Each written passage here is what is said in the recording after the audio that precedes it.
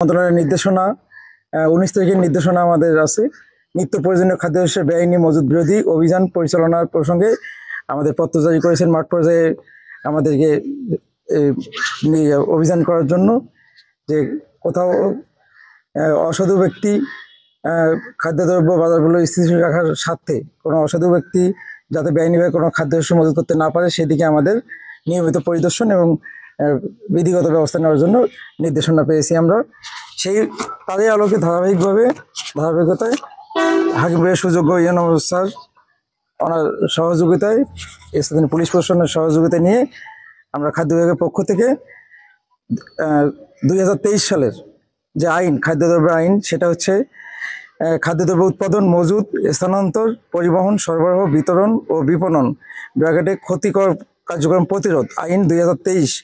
এই আইনের 4 নম্বর ধারা মজুত সংক্রান্ত অপরাধ ও দণ্ড, যে ধারায় উল্লেখ আছে কোনো ব্যক্তি সরকার কর্তৃক সময় সময় প্রজ্ঞাপন দ্বারা নির্ধারিত পরিমাণের অধিক পরিমাণ খাদ্যদ্রব্য মজুত করিলে বা মজুত সংক্রান্ত সরকারের কোনো নির্দেশনা অমান্য করিলে উহা হইবে একটি অপরাধ এবং তার জন্য তিনি যাবজ্জীবন কারাদণ্ড বা অনূর্ধ্ব 14 বছরের সশ্রম কারাদণ্ড এবং অর্থদণ্ডে দণ্ডিত হইবেন। তবে শর্ত থাকে যে এইরূপ অপরাধে অভিযুক্ত ব্যক্তি যদি প্রমাণ করিতে পারেন যে তিনি আর্থিক বা অন্য কোনো প্রকার লাভের উদ্দেশ্য ব্যতীত মজুত করিয়াছিলেন, তাহলে তিনি অনূর্ধ্ব 3 মাস কারাদণ্ড এবং অর্থদণ্ডে দণ্ডনীয় হইবেন।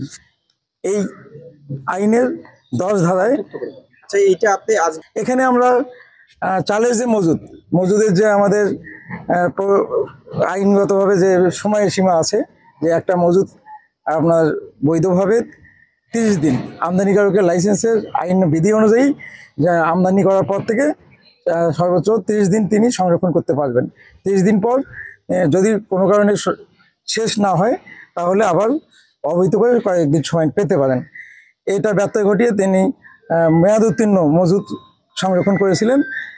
এবং